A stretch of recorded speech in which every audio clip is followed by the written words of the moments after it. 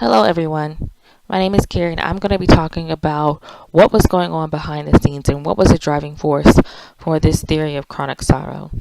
There is Mary Lehman Burke, Georgine Eakes, and Margaret Hainsworth that all work together along with other women and personnel that just aren't mentioned in this group um, that helped create this theory. But these were the driving pioneers, especially Miss Burke.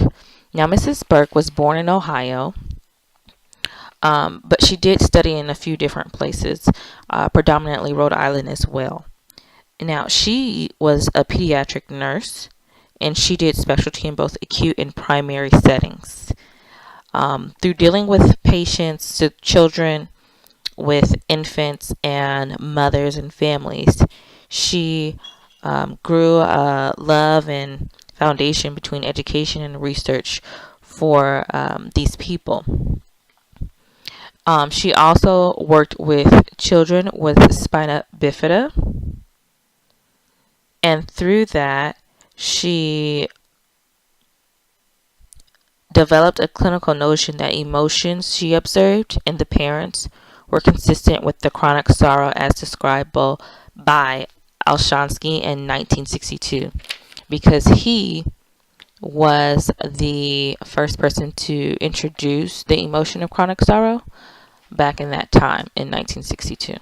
But going back to Mrs. Burke, as her profession progressed, in her master's thesis, she did a study on the concerns of mothers of preschool children with myelomeningocele, and she again identified emotions similar to chronic sorrow.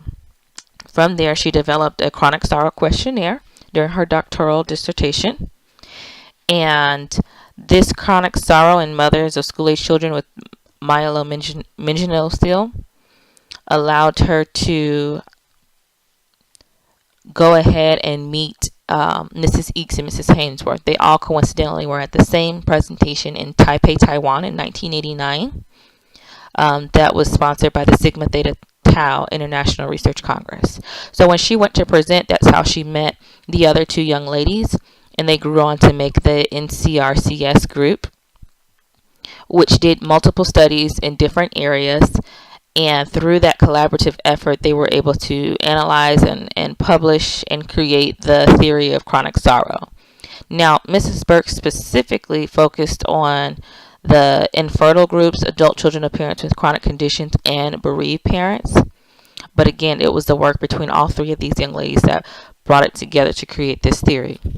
Now, Mrs. Eakes was born in North Carolina, and what drove her to participate or get to this point was actually something more personal, not just necessarily school and research and being in the career like Mrs. Burke. But it was in 1970 where her interest in issues related to death and dying and grief and loss related to a severe life-threatening injuries that she experienced from an automobile crash. So that near-death experience heightened her awareness of how ill-prepared the healthcare professionals in our field are able to deal with individuals facing mortality and the general lack of understanding of grief reactions experienced in the response to loss.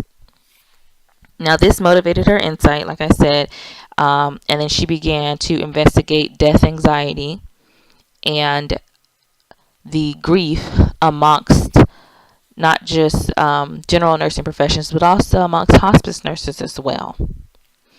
Now, she was also at the 1989 Sigma Theta Tau International Conference in Taipei, Taiwan. And when she heard the presentation that Mrs. Burke was doing on her sorrow of mothers, school-age children with meningocele, she made an introduction, and she actually initiated the idea of a collaboration effort. So between these two ladies, they met and they hit it off, and the research kind of struck a nerve between them, and then they decided to create a bigger group. And then that's also where Margaret Hainsworth comes in as well. Now, Mrs. Eakes, before I move on, her study focused on cancer patients, family caregivers of mentally ill children, and also the death of significant others. So as you'll see, each of these ladies study different items, but they all come together to create this theory. So with Margaret Hainsworth, now her specifically, she was born in Canada, but I consider her a worldwide student because she studied in Ontario, she studied in Tennessee, she studied in Rhode Island, she studied in Boston, in Connecticut. And so she's been all over the world, in Australia as well. And she was a clinical specialist in psychiatric mental health and as well as public health, nursing. And then she was also at the 1989 convention in Taipei, Taiwan. And she has done some interesting work. Her dissertation was on the ethnographic study of women with multiple sclerosis using a symbolic approach. And she focused on chronic illness in relation to the sorrow for women with this. And this is how she also became a part of the group for the NCRCS.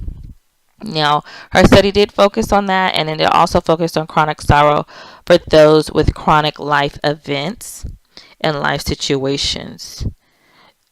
And through this, all of the data between each of the women were collaboratively analyzed and collected. And this is how they were able to publish their work, which is now still presented on an international, state, and regional level. Going forward, I'm going to talk a little bit more about the main concepts that are included in the theory of chronic sorrow. But this gives you a little bit of background on what each of these ladies brought to the table and what drove them to creating this theory, which is mainly research and education, for some, personal life experience for others, and then also lastly through the actual input from working in the field and dealing with patients that did suffer from mental health issues, and then how to really treat and care for the populace of who you serve.